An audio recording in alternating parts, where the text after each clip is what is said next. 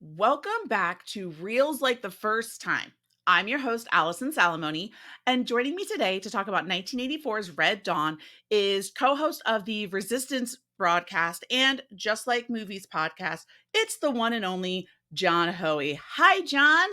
Hi, Allison. Thanks so much for having me. I'm honored to be here. I'm honored to talk about uh, the prequel to Dirty Dancing with Patrick Swayze and Jennifer Grey, Red Dawn, which is the most like Reagan era movie possible. So I'm The excited to dive most. into that with you. Yeah, I've been doing so much research just to like have good notes for this. And the way that John, like in all the different interviews and quotes that they pull from John Milius, who is the director, and the things that are coming out of his mouth, like apparently when he was giving interviews, he gave interviews with like a handgun on top of the table, like just total it's monster. it was a different era. It was a wild It time. sure was.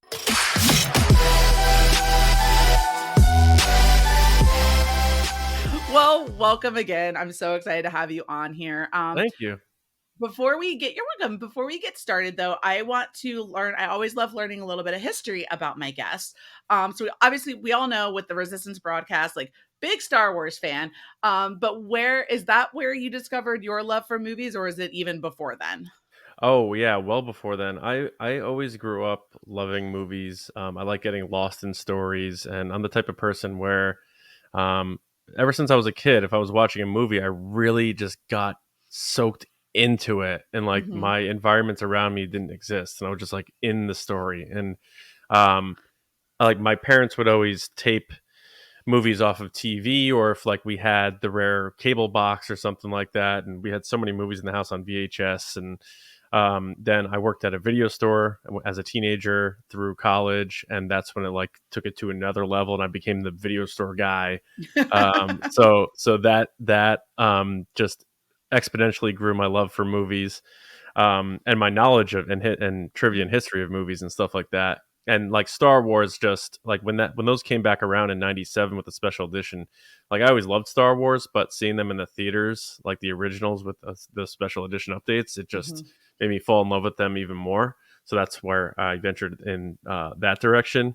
And then yeah, my other movie podcast, just like the movies, just me and my friend Mike started doing it during the pandemic because we don't live near each other, and we always kind of have these conversations about these old movies, and like Hmm. we talk about movies from the 90s, 80s, some 2000s, and just reminisce about like when we first got to know them and stuff like that. So when you had reached out, when I put like the call out for like I'd love to do other Yeah. podcasts, and you reached out about like what your theme was and what you do, I was like, that's right in the pocket here. And the fact that we were able to do Red Dawn is pretty cool. So I'm so excited. Well, yeah, so getting into that, a lot of times, so I always, whenever, peek behind the curtain, I send a list to everybody when I ask them to come on the show and say, like, does anything pique your interest? But also, if there's nothing on it, I'm not offended. What do you want to watch and talk about? And after a little back and forth, we settled on 1984's Red Dawn. So why Red Dawn? I think because Red Dawn is a very interesting movie because when it came out, it was right before the election for like Ronald Reagan's second term. He was a very popular president, especially after the assassination attempt. Not to make this a half-ass history lesson or Yeah, anything like that, no, it's all good. um, but it was, the country did have that sort of conservative leaning back in the 80s. Hmm. And this movie is definitely that type of movie. And it's just something about it. Like it didn't get critical praise or anything like that. But when you look at the cast, and it's like there are two roads in the 80s, and one of them was like the Brat Pack kids, and the other one was like Hmm. the other group. And it's like you got Swayze, Charlie Sheen, Jennifer Grey, Leah Thompson, and all these people are in this movie before they had their like signature role. Yeah, Like this is before Back to the Future. So Leah Thompson wasn't Marty's mom, and this is yeah. before Roadhouse and Dirty Dancing and Swayze and Jennifer Grey. And then you have C. Thomas Howell just like in the mix here. And of course, like I said, I'm missing someone who's also popular, but you get you get the idea. It's just one of those Oh, yeah. movies where all these people are in it, and then when you look back on it, kind of like The Outsiders, Like, what a loaded cast in retrospect. Right. Oh my god, absolutely. And, like, I remember when I was watching this, even not just, like, out of the kids, but, like, when they go and find, Patrick Swayze and Charlie Sheen's dad at the re-education camp, and his dad is Harry Dean Stanton. I'm like, "Oh, shit, okay, Yes. he's in this." And then Yes. they come across the, the downed fighter pilot, and it's just a very young Powers Booth.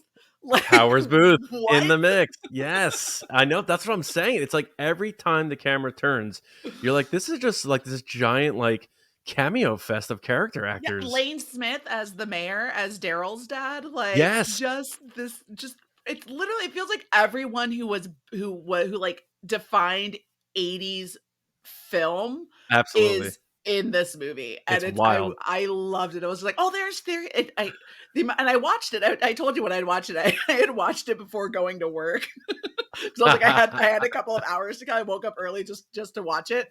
And as I'm watching, I was like, I walked away going, "Fuck yeah, America, let's go, fire it Exactly.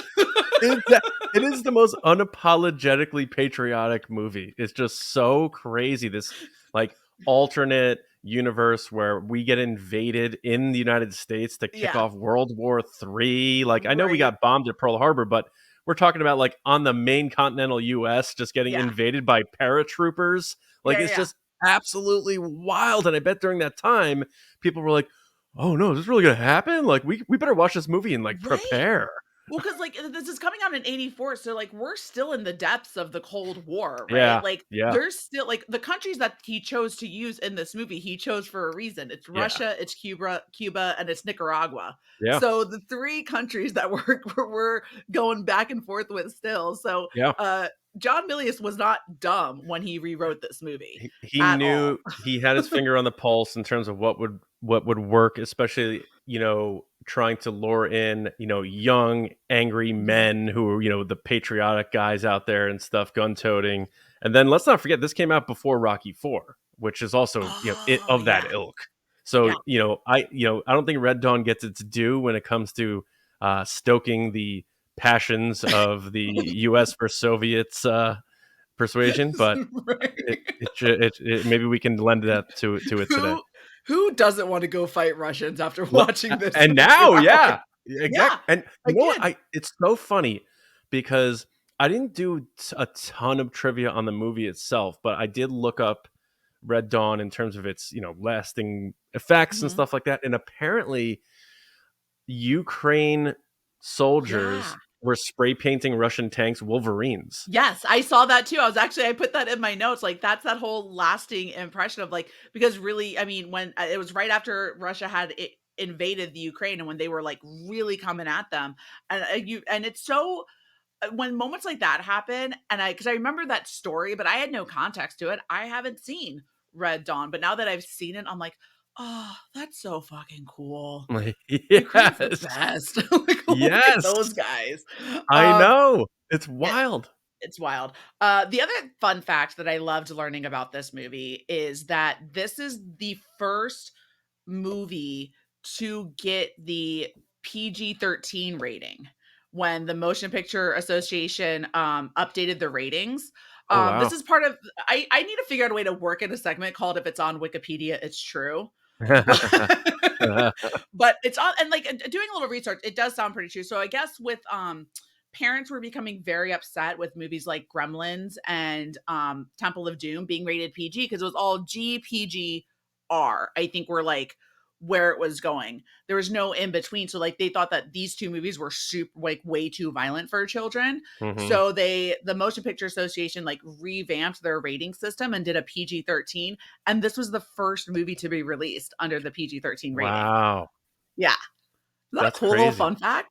That is a fun fact. I thought it was, like, Last Crusade or something, which was No. 1989. So, No, it wow. was this one. Yeah, they revamped it right after, Temple of Doom. So, Wow. which Yeah. Oh, yeah. going Okay. Because that one going probably would have earned it with all the, ripping hearts out of ripping chests and heart, stuff. you rip someone's heart out, you have a bunch of, like, and then in Right. Gremlins, you have a bunch of, like, scary Muppets True. running around, like, True. terrifying children. So, you Wow. gotta do something. Um, so yeah, so I thought that was a little fun fact. Do you remember the first time that you saw this movie? I think in college. I think Okay. a buddy of mine had one of the like the cheap cardboard DVD cases with Red Dawn in it that you buy for like $6 at Yeah, yeah, Walmart, yeah. and I remember watching it then, and we just got a kick out of how over the top it was, and we were so into like all those types of movies in college. Like we would watch all the old Arnold movies, like Commando, Predator, all the stuff that if you made it today, it'd be hard to make. Where back then, Right. you could just get away with being as ridiculous as you wanted to be, The things and that it's amazing. Jesse Ventura says in Predator that I'm just like, "There's no way. There's Oh, no way anyone would say that." oh, yeah, definitely, yeah, without It's question. like, "Woof." That was definitely pre, hashtag Me Too movement Oh for yeah, sure. no doubt about it. No doubt about it. Yep. This is I have to say that one of the things that I really liked about watching this movie is like you really are he was very good at making it look like you are watching children fighting grown-ups. Mhm. Like the one scene where like kind of like that first trap that they set for those Soviet officers who are trying to take the photo and then they find the arrow. When Jennifer Grey shoots her gun to like on the first guy, she's like, it's all crazy, like she's all over the place with it. And watching how they all progress to like we're now in camo hiding in the snow like was so well done. Yes, and they had the white outfits for Yeah. the snowy mountains, and they had, like, the camouflage, and they all became, like, so well versed in just having to adapt to, like, surviving in nature, and it's not like, I'm not sitting here saying this is The Godfather, but, No. you know, I'm for glad you for recognized it. yeah, yeah, but for Red Dawn, like, it is cool seeing that because then, as I think when I watched this, I must have been like 17 or something. And you put yourself in their shoes and you're like, which one of these would I been? Would I have made it? Like, probably not. Like. Yeah. Oh, So I'd have it's, died. yeah, I'd been dead a long time ago. I'd have been taken by Russians like from the school. Like speaking I would again, have been too. another thing Yeah. that you there's no way you could, especially in like the way that the world is now, having a movie open at a school where they're just like shooting into the school. You're not going to find that in a really at all anymore, just given the climate of things, which I agree with. I'm not, knocking it, but there's Right. just things where like you looking back on it in 19, even though it's 1984, that you can kind of go, oh, wow. Little, Yeah. That's absolutely true. It's a different ball game today. And, uh, my yeah, I'll leave it yeah, at that. You're absolutely we'll right. leave Yeah. it right there. I Yeah. mean, just even like kids just killing, so I guess when one of the little like I found this article that I had told you prior to recording the 12 surprising facts about Red Dawn.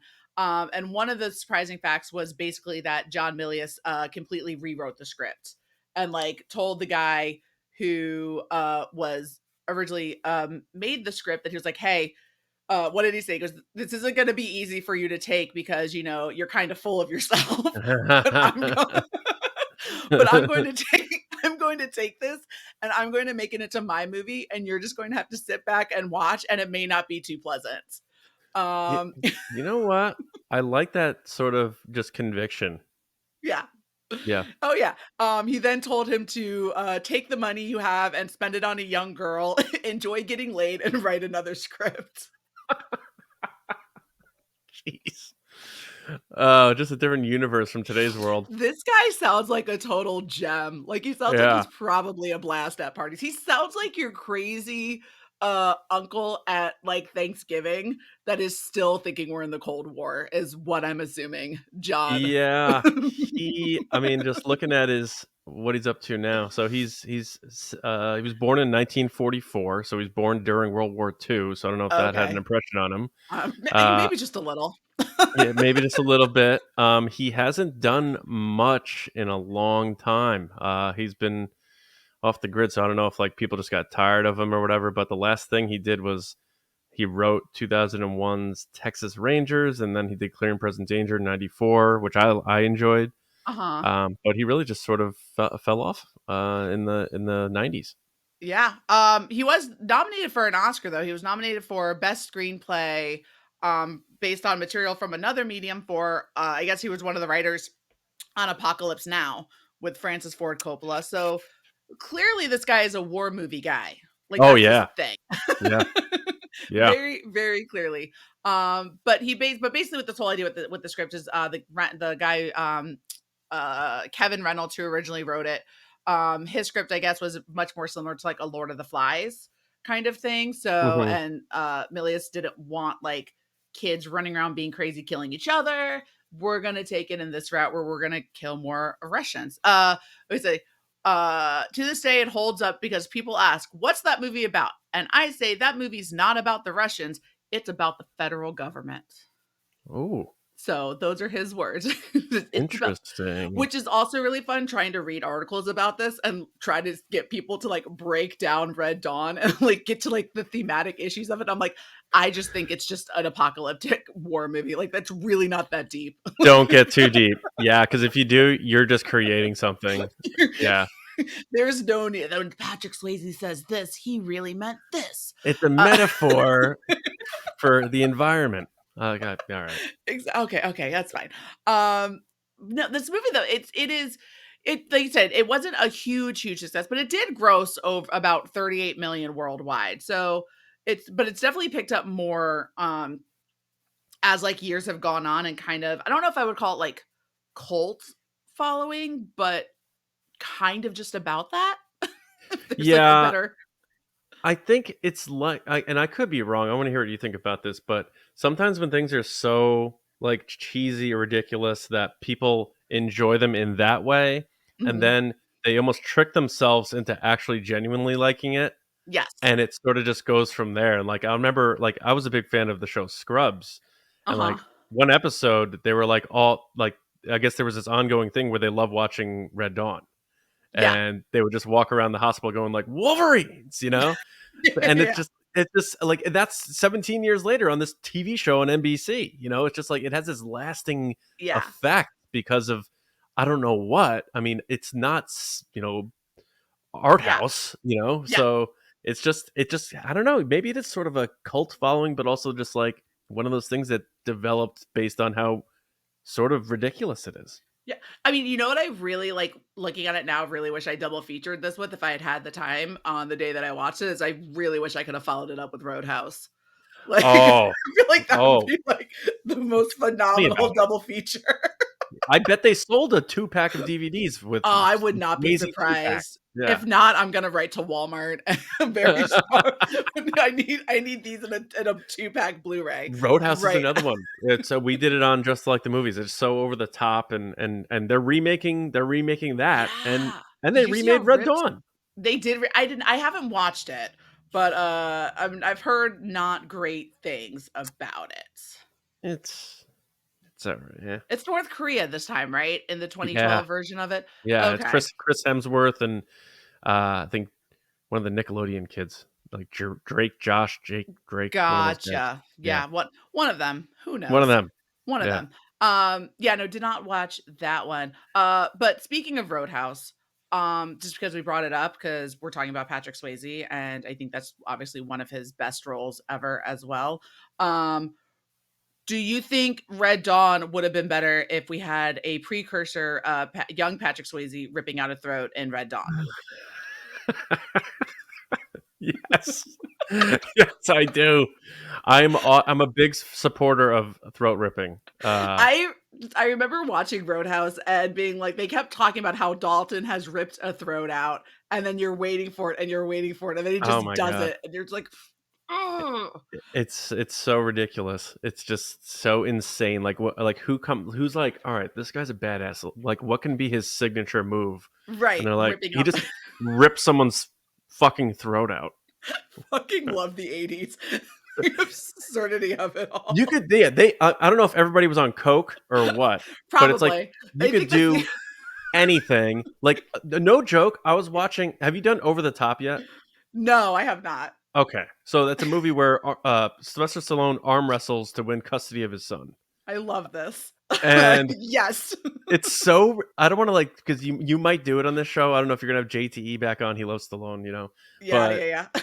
uh, it's so ridiculous that it was like they got away with so much to the point where the guy's character's name, Stallone's character's name, is Lincoln Hawk, and at one point in the movie, there's a letter that he gets, and it says Hawk Lincoln on it. Like they just Uh, flipped. They just just mixed up flipped his it. name. The main character, they just like they just mixed up his name halfway through the movie, and no one cared. That means all the editors missed it, the screenwriters missed it, the director missed it, Stallone missed it, and it was just like they're all probably just blasting coke, and it didn't Why matter. not? Why Yeah, not? The '80s seems like a wild time. I mean, yeah, because I was born in '86, so I don't know what all happened in the '80s, but I'm yeah. I assuming. was 7 by the end of the '80s, so yeah. Um, So, but I'm assuming it was a very, very fun time. yeah, yeah. Just like all Uh, bets are off. another little fun fact that I learned about this movie is apparently, according to the National Coalition on Television Violence, in 1984, they deemed that Red Dawn was the most violent movie ever made. Wow. Apparently, within an hour, there were 134 acts of violence, which they somehow mathematically said that's averaging 28.5 violent acts an hour. Oh. So they just took 130. Yeah. So apparently, which I mean, yeah, but I feel like that, it's no worse than like Gremlins or Indiana Jones and Temple of Doom. But Um, you do have kids running around with guns blowing people up. I just yeah, thinking about it because there's so many movies where people just get annihilated, like RoboCop and like Yeah. Commando, Terminator, but like Rambo, Rambo First 2, Blood. yeah, yeah, I haven't First seen Blood. two, but I've seen First Blood. Oh, Um, Rambo 2. I don't want to spoil it for you, but let's just put it this way: bow and arrow, helicopter. And that's all I'm gonna say. Perfect. I can't wait. I remember watching First Blood back when I was doing a bunch of my back when like the whole like shutdown quarantine happened. I decided back then, before like I was into this whole sphere and whatnot, I was gonna watch all these movies that I figured were either too long or I didn't care to watch that my Hmm. husband was trying to get me to watch at some point. And I was like, I have nothing in the world but time now. So it was one of those movies where my husband like ran out real quick to do something as I finished one movie and I started First Blood. And as I just started it, he had come home and he's looking at the screen. You haven't even seen Sylvester Stallone yet. He's just walking down the street. Like he's a speck. So it's Right. just a speck and the movie. And my husband comes in and he goes, "Why are you watching First Blood?" I'm like, "How the fuck do you know that? Like, how did you get that? Like, is it that iconic or do you just like know?" Was the police car in frame at least? Like No, Brian Dennehy? it was literally like I think I had it on for like 45 seconds. It was Stallone walking down a street, but he is so far away. And then of course Wow. I did the thing where after the movie end, I looked at my husband, I go, "I thought this took place in Vietnam." And he goes, "You need to stop." Like, he's like, "You just need to just watch things." Which is how like I ruined The Godfather for me. Like it's so bad. I've gotten better about watching things, but my Godfather. Well, now I feel like I have to tell you the Godfather story. Is we're gonna go into full spoilers, so fast forward if you don't want to hear it. Watching the Godfather for the first time because again, had nothing but time when quarantine first hit, and I had looked at my phone for a quick second during this one apparently very important scene between Michael and Marlon Brando, where he makes a comment about whoever comes up to you at my funeral is the one who betrayed you. So missed that whole thing. Now we're at the funeral. And Abe Vigoda comes up and he's talking to Michael and whatever. And then a few minutes later, when they're at the house, Abe Vigoda is getting taken away to go get whacked. And I look at my Mhm. husband and go, "What did Abe Vigoda do?" And he goes, "Are you kidding me?" Like, what do you Right. mean? What did Abe like? Did you not miss like the very iconic, important scene before? And Right. I was like, "I thought Fredo did it." He was like, "Oh my god, Allison, that's Godfather Part 2." It's like, what are you doing with your life? So I had this thing where like I just mix everything up and just assume it's In all meshed fairness, like together. Godfather is a long movie. There's a lot of characters and there's a lot of nuance and a lot of like mob like tradition stuff Sure. and they do it subtly. So like I don't think you're to I blame love on that. how nice you're being about this, but deep down, I feel like you're probably agreeing with my husband. You just don't want to say it because you're on my show, and it's No, totally honestly, okay. well, no, because there'll be things that I'll miss sometimes in movies, Yeah, because I'm just so like just locked into the big picture. So I yeah, mean, yeah, yeah. But I was yeah. not locked in. I was looking at my phone, reading something on Facebook, Oh, and well, had a bad time. So that's that a was my problem. fault. That's a problem. That's what That's happened. a problem. That's what happens. It's also the same way that I missed what's his face in Blade Runner grabbing a dove from a room, and all of a sudden at the end of Blade Runner he has a dove, and I'm like, where'd the Yeah, the fucking dove dove. come from? Yeah. So that's what watching movies with me was like. I've gotten better. As But long as you don't back in fall asleep. My wife falls asleep, and then I no, gotta. no, I'm pretty good about not falling asleep. I can usually if I am gonna. The problem is though, if I feel like I'm gonna fall asleep, I then have to turn off, and I have to turn off the movie. When I go back to watch it, to how most normal people would just finish it, I have to start over again. I can't pick Oh, up where I don't. It's probably just a. I don't know. Probably I don't know what it is, but it's just my one weird thing where like if I'm gonna watch something, I have to start it over. Because like I'm gonna. I don't know. I don't. that's. It's I could see that, especially if you weren't like dialed in and you don't want to pick it up halfway through and now I'm like scared to not miss remember anything what happened. because Yeah, yeah, yeah, because yeah. what's his face shows up with the dove and I missed that, and so it's like, well, now I can miss Right, anything. I don't want to right. do that. No, yeah, no, you're right. Yeah, that's fair. um, but going back into Red Dawn, you had kind of made a comment about like watching and like, oh well, who would you be?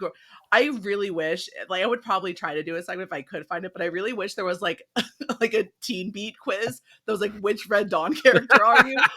But I don't think there is. But if there was, who do you think you would get if you took the quiz as Um, as your like 16, 17-year-old self? I would probably be Robert, because I'm not good with guns, and he starts the movie being like the most timid and awkward, and like the one you don't think's gonna make it out. And Yeah. he gets close. I gotta give the guy credit. He Yeah. gets to within like 10 minutes of the end of the movie, and he goes out like a badass. Yeah. But probably see Thomas Howell's character because I'm not on the Swayze level, and I don't think I'd be this Matt, his brother Charlie Sheen. Mhm. And I'm not like when I'm watching that, I wouldn't have been one of the older ones. So I got to go with C. Thomas Howell's character, Robert. I I like think. that. And we're not rats. We would never be a Daryl. Like we would never. No, No no, one would be a Daryl. If you got a friend that's no, a Daryl, that's not your friend. no, Like you no Daryl's in this house. no, no, Daryl. Let your kids, as your kids start getting a little bit old, like we're gonna teach you some life lessons. Look what happened to Daryl. This is what happens to snitches. Now This is wait, so now what about you? Are you like a gun toting? Are you a ooh. sharpshooter? I mean, not to be like gender defining, but I do think if I not because it's one of the girl characters, but I mean, I really like the arc that Jennifer Grey gets because I think she goes from being very, again, very timid, very scared, very I don't know what to do. I don't think I'd be as whiny as Leah Thompson and Erica. Um, like falling in love with Powers Booth and all of that, like not me. But I think I'd be I think I'd be a mix between I would want to say probably a Tony, a Jennifer Grey, maybe a little bit of Aardvark, but I that means I die early on, which is also probably very true. So one of those is definitely probably who I would be going for. I I dig do it. have I think that's where I would land. I gotta say the way that they wrote Harry Dean Stanton's character and like the type of father he was with Jed and Matt, I think it's probably very autobiographical to how John Milius was raised. Like I don't I wouldn't be surprised. Yeah, 1944. Mhm.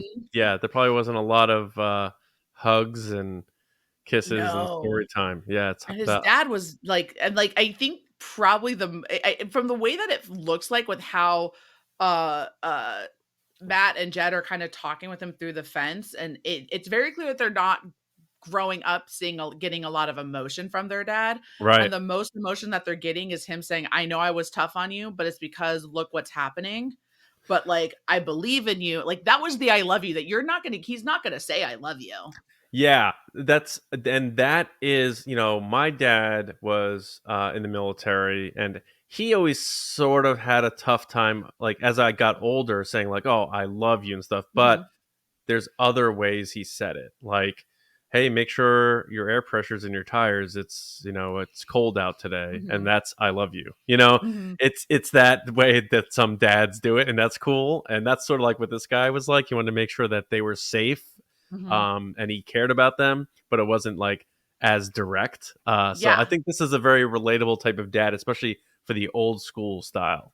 Right, and for the time that it was, and then, right after that, when they're doing all the, when the Russian, soldiers and everything have to do the reparations for all the Wolverine attacks, and his dad is part of that one.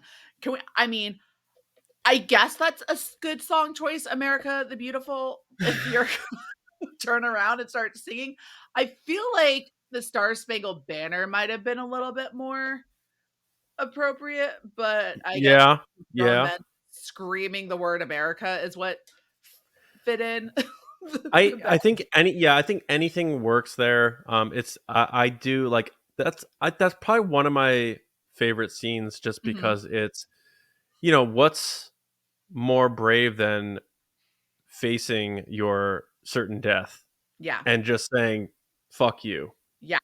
That's That's really what badass. it was, yeah. Yeah. No, absolutely, and it's a bunch of people that just do not care, and, I think the way I think it shows you too, like, you get this caliber of people, like, really all of the kids whose parents you meet through this are the way that they're written, and it just kind of like hit me to think about it. They really are written as the child version of these adults. So, like, you have Jed and Matt who are very tough, like, all right, no more tears. We're done. We're moving on. Hmm. And then you have Daryl, whose dad is the mayor, who's trying to be wormy and all of this, and like turns his own kid in. Yeah. Like, and Yeah. then so Daryl then is like, okay, fine. He gets tortured and then he eats the I don't think Jed or Matt would have swallowed the tracking device. They would have just taken the beating and died, Probably. So I think it's really interesting how you get these really kind of clones of the adults in this movie as the children.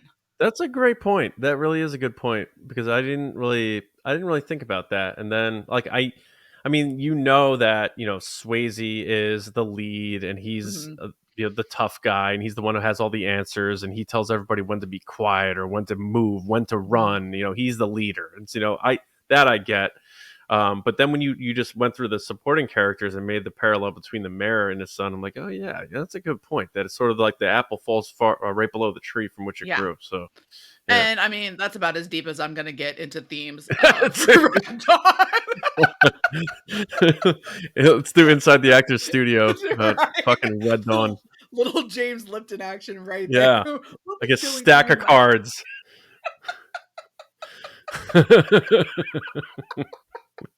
It's Say fantastic. this, I love I'll that we get. can get this deep. I know, like, I don't mean to bust up your segment about like No. give me your three favorite moments, but yeah, you got me thinking about Yeah. Jed and Matt and their relationship, and they are raised to like be tough and like Mhm. don't cover those tears, get those tears back in that eye socket and Mhm. stuff like that. But then at the end, he's carrying his brother and he's Mhm. bleeding out, and Matt like isn't even able to talk anymore, and they're just Yeah. laying there and saying like daddy's gonna come find us or whatever, and they're holding each other and they both die right there on that bench, Yeah. fully emotive and fully accepting of what's happening to them, and it definitely not what you're used to seeing from the tough Right. guy. So I liked that scene a lot, because I Yeah. have a younger brother that I like to look out for and stuff like that. So that hit me a little bit. And again, Yeah. the movie's not deep, but if you're a human being and you're watching these characters, and anytime you see someone like suffering, Mhm. it's going to do something to you, no matter what kind of movie it is. Well, I think too in the death scenes on top of it, I think especially as they start getting better at fighting, like after they meet Andy and Andy gives them like a lot of good tactics and helps them and everything. Hmm. I really felt like I stopped looking at them as teenagers at a certain point in the movie because they're acting so grown. But then you get to these death scenes, like when they get ambushed, when the truck doesn't realize it drops the supplies. Right. And so they go out there because they're starving, right? They haven't been able to eat, they haven't really been able to hunt, and then they get Yeah. ambushed. And it's in those moments that you're realizing these are just a bunch of scared kids doing the best that they can do that had to like grow up really, really And fast. they're hanging by a thread.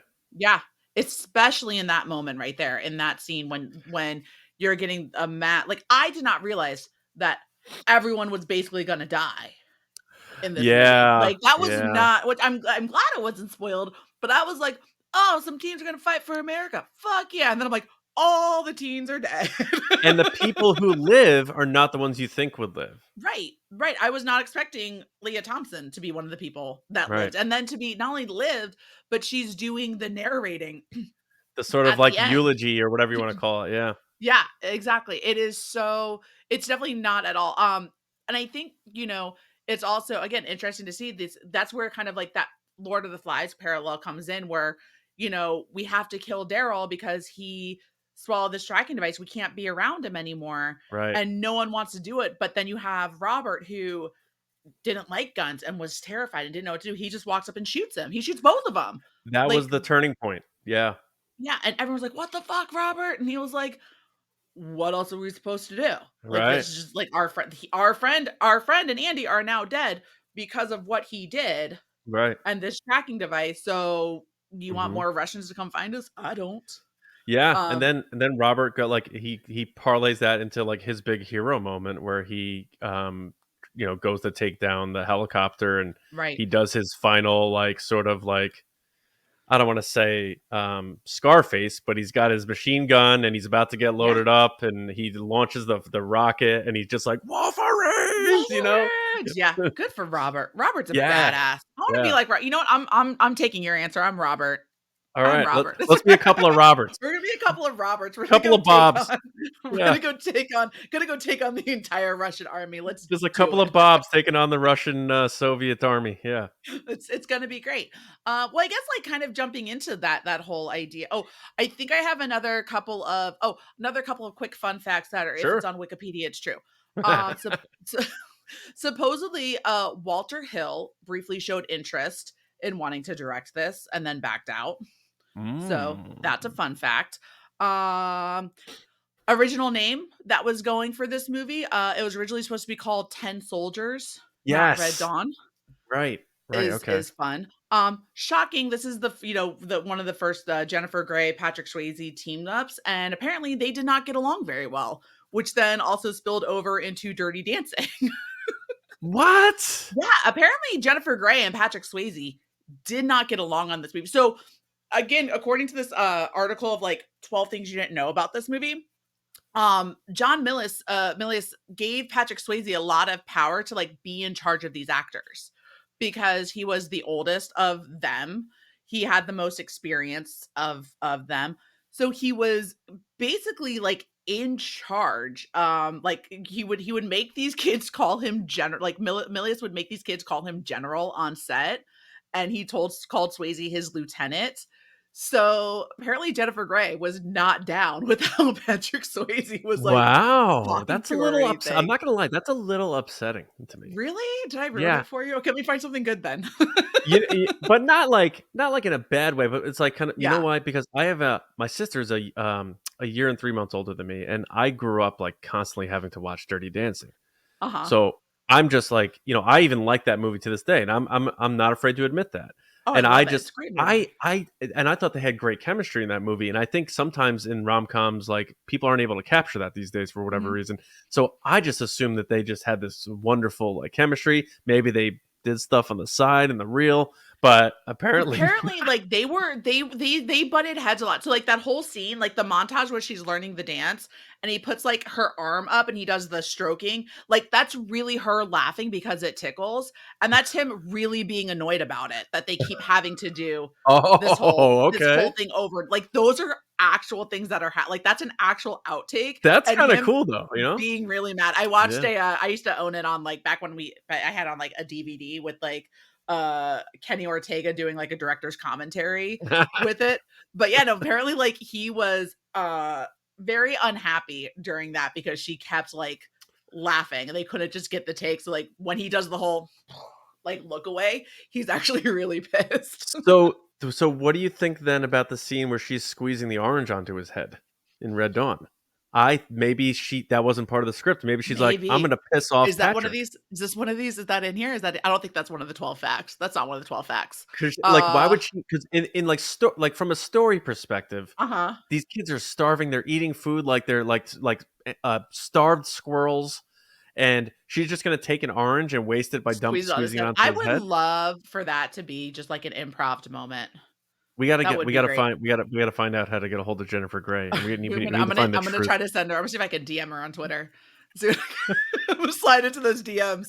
Um, let's see. Is there anything else? Oh, so okay. Last little tidbit that supposedly happened is the studio cut out what was supposed to be a love scene between Leah Thompson and Powers Booth, Oh, which sounds gross.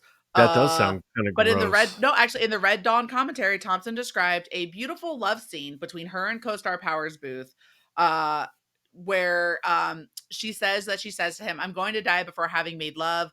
Will you please make love with me?" They say okay, and then they disappear out of frame. So you don't see them do it, but they do disappear out of frame. But I guess the studio was like, we got a bunch of kids killing people. This might be too much for like that's where they drew the line in the She 80s. she walks back in a frame, smoking a cigarette. Like, so what are we doing now, guys? She's got a Marb Red hanging out of her mouth. What's up? Yeah, exactly. Virginia Slim with Yeah, the, with the plastic holder. Yeah, fuck yeah. that sounds epic. I'd see that movie. I need deleted scenes now. And of course, like John Milius knew that Hollywood would condemn him for making this film. Oh yeah, Hollywood was way too left in the day, back in the day, which they did, you know. yeah. Uh, but I think, oh, and apparently, in 2003, when the U.S. troops invaded Iraq, they called that Operation Red Dawn, Oh, and okay. yeah, and the targets for them, the farmhouse targets were Wolverine 1 and Wolverine 2. So there is all of my fun facts. The Those if it was on are Wikipedia, it's true. legitimately fun facts, though. I love that. I think I'm gonna figure out a way to make this a segment. It'll be great. Yeah. Um, well then kind of going back into talking, I know you kind of talked some. So if you really did have to like list your top 3 moments in this movie, what would they be? Yeah, so singing in defiance before the firing squad. Um Jed and Matt's final moment together. Yeah. And if it was improv by Jennifer Grey when she squeezes the orange on his head. But I'll say how Robert goes out. Yeah. Just so damn badass.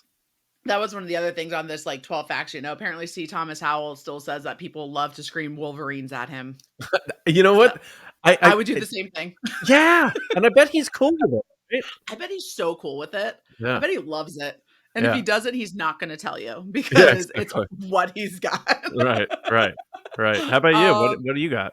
For mine, I would say the scene with them going to see like their dads in the re-education camp and like trying to like these moments of them like finding out what's going. I would also tie that up with them finding like Andy and finding out what's going on in the rest of the world and like where are we at and how are things going because they Yeah, don't know anything. All they know is because they're in the woods, right? Like they right. have to rely on these moments and the way that they all react to it is just so it's they're trying to be kids but also being adults about it. Yeah. So that's one of them. The God help me scene with like the Russian soldiers when that first really, you know, attack, but it's not really attack because they're not very good at it yet, but they're Mhm. trying. And Patrick Yeah. Swayze just walking up to him with the gun at the car and just staring him down. And like it feels like that scene lasts for like 10 minutes of him just staring at this guy. Mhm. Just looking in the eyes as he just shoots him. And then I do like the ending we were talking about with the brothers, but even before that, when the Cuban general comes out with his gun and he sees it's Jed and Matt and he just can't bring himself to shooting children and Right. he lets them go and the look on his face it's just it feels like such a because he was trying even before then he's like we don't need any more of these like they don't care that we keep killing these people they're just going to keep coming back What else can we do? How can we need to get them on our side. We need to do it this way versus Right. and it's almost like they start to make you feel bad for the Cubans because like America didn't like Cuba. We didn't quite hate them as much as the Russians. Right. So we at least painted them in a better light Slightly at better the light. end. Yeah, it wasn't the 60s. It was the 80s. Yep. Oh Bay of yeah. Pigs was over. It's fine. Yeah. But I really liked that. I really liked how they played him. Like because he already, and I'm telling you, you're looking at these kids, like, they're both going to die. They look like Yeah. they're both going to die. They don't look well. Right. Um, and he had just finished talking to his wife about how it's children that they're trying, and he can't come to terms with doing it. So I thought that was done really, really well considering everything that was going on. Yeah, that's legit. And not necessarily favorite moment because it happens a bunch of times, but sort of like those calm periods where they're sitting around the fire and stuff, and Mhm. they give us those moments where they try to like develop the connection between the characters, because then the movie doesn't work if you don't feel like these people are pulling for each other. Right. Yeah. Right. And Yeah. it's really and it feels like it like it is friends, but it's not friends. Like all these are all students that just knew each other and jumped into Swayze's truck. And Right. like that's how they all got forced to be together. Like Right. that kind of like it's like those acquaintances you have in high school. Like we played football together, but we're not best friends. Exactly. The circumstance like takes your bond and just launches it a decade into the Yeah, future. And have you watched, this will make sense, but have you watched The Last of Us yet? of course. Okay. Yes. Doesn't the scene with the truck remind you of like the first episode? Yeah. Because it's just like all this chaos happening. He's got this badass truck. The wheels are spinning. He's like, "Get Yeah. out of my way" and shit. Yeah. I was Yeah. Yeah. like, Yeah. when I saw fucking Last of Us, I'm like, "Fucking Wolverines!" Yeah. Wolverine. Except you're Oh man. fungus and you're Could you not imagine Russian soldiers. yeah, true. But could you imagine Pedro Pascal as Daddy Pedro in a Red Dawn? I'd be down for it. Yeah, I if they love want to do Pedro Red Dawn Pascal. right, let's go. You should have had Pedro Pascal in it, not Yeah. fucking Hemsworth. What is Hemsworth now? Well, with all that being said, it's time now to go into Letterboxd, where I just changed my phone format, so I have to find Letterboxd. There it is, where I'm going to rate it out of 5 stars. Um, not all of these movies can be 5 stars, and we all know that. Oh yeah. Right. Um, to be fair, I also reviewed Money Plane on this show, Oh, so I think I saw, just yeah, I think I saw Money Plane. few Yeah. episodes back. Isn't So Joey I mean, Lawrence in Money Plane? all the Lawrence. It was directed by Andrew Lawrence. Oh, right. All the Yes. Lawrence, all the Lawrence brothers make appearances in Christ. Money Plane. Oh, that was a fun one to watch. Of course, I had to talk about, and it was Lon Harris. So I mean, you had to talk about Money Plane What'd with you Lon. what'd you give Money Plane? Oh, I was gonna give it like half a star, but Lon convinced me to go a star and a half because of the Kelsey Grammer of it, which he's not wrong. Kelsey Grammer deserved more than half a star. Kelsey Grammer Um, brings it. Yeah. he really does. But for this one, I'm gonna say I'm middle of the road with Red Dawn. I'm gonna sit at 3 stars with it. I think So it's that's, 3 out of 5. I think solid. that's fair. I think Yeah. that's a fair assessment. It's definitely no it's something where if it was on while I was cleaning, I wouldn't turn it off. Yes, and If it's that and that's all right. So that's probably not something you put as a pull quote on the back of the DVD box. But I get what you're saying, because you don't need to fully focus on the movie. You Right. can check in. I can Yeah. miss a conversation and Yeah. still know that when I come back in, they're still fighting the same Russians and Yeah. Cubans. Like Yeah. it's not a deep like we talked about. The deepest thinking I did was comparing the children to their parents. So And yeah, exactly. And sometimes, we need these types of movies sometimes. absolutely. This is a action shut your brain off movie. And that's not a bad thing. No? I do it's one of those things too where I can get why people enjoy it and like it and can get the ups because it really is absurd the amount of people these children kill. Yes. It is. And It's it's absurd ridiculous. how most of them die. So Yes, it's absolutely ridiculous. I mean, Jennifer Grey dying by holding a grenade, like mhm. just like dark, weird stuff, and like Yep. then all of a sudden, 2 years later, she's playing Ferris Bueller's pain in the ass sister. Right, It's and then the just year after that, she's Baby in Dirty Baby and Dancing, Dirty Dancing, and and it's then she got a nose job. then she got the nose job, and then she did the Friends thing, and no one knew she was Jennifer Grey, and the Right, whole thing. Yeah, right. but Shoulda um, just kept her nose. the I agree actually. Okay, just let me know. The one thing I'll say about this movie though that makes it kind of cool is it's so fucking frozen in its time.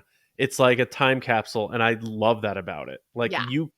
You turn on Red Dawn to Mhm. somebody who's never seen it before. You're like, when do you think this movie was made? They'd be like mid 1980s, like right on Yes, the money. exactly. Perfection from the people that from the countries we are fighting to how it looks. You are absolutely right. Um, well, John, thank you again so much for joining me. Oh, Before we get out of here, why don't you tell my tens of viewers and listeners where they can find you, what you have going on? yeah, totally. Well, first, thank you for having me. I feel like my mouth hurts from laughing so much at the absurdities of this movie, but it was also like a really cool chat, and I learned stuff too about Red Yeah, Dawn, which is pretty awesome because I've been watching this movie for like over 20 years. So nothing but professional around here with here our we go. if it's on Wikipedia, it's true. Right? No, I like that. Deep research. Yeah. So for me, the Resistance broadcast, my Star Wars podcast with James Bainey and Lacey Gillerin. You could find us on any audio podcast app and YouTube. We have a YouTube channel we just started because we just branched out on our own. So it's youtube.com/at the Resistance broadcast. And then I have movie podcasts, nostalgic movie podcasts, sort of like this episode that I do with my buddy Mike. We've been best friends for like 25 years, and that's called Just Like the Movies. We got the name from the Alien Ant Farm song Movies, so hopefully they don't sue us. But we dive back into old movies, the 80s, 90s stuff that we enjoyed before the pressures of adult life, and just revisiting that good time. And so that's on any audio app. And then it's as far as social media, I'm at Johnny Hoey on Twitter. I don't take it all that seriously, so if you like chatting it up about movies and sports and having a good time, I'm a good follow for that, I think. And then for the podcasts, TRB podcasts for the Resistance broadcast, and at Just the Movies on Twitter, and Just Like the Movies Pod on Instagram. Awesome. If you haven't covered Big Trouble in Little China yet, you just let me know Oh, because it. I think it's on our list because yeah. I am a massive Kurt Russell fan. Oh my God, my husband too. Literally, I'm telling you, if someone had a gun to my head and Kurt Russell's head and told him he could only choose one, I'd pull the trigger for them. Something about Kurt Russell, I don't know. That guy, he just seems like a really down to earth, likable guy, and Right? he does good work. He does great work. Yeah, yeah. and and to all of you watching here on YouTube on Flick and Reel, please be sure to hit that subscribe button if you haven't already. Like this video, leave your thoughts about Red Dawn in the comments, or check out any of our other episodes and videos and like and leave comments there. If you're listening on whatever audio platform of choice you have, please be sure to rate, subscribe, and review. You can follow the show on Twitter at Reels Like Movies. And you can follow me on Twitter as well at Allison Salamoni. And until next time, my friends, be safe. I have so many more movies I need to watch. See ya. Wolverines. Wolverines! Bye.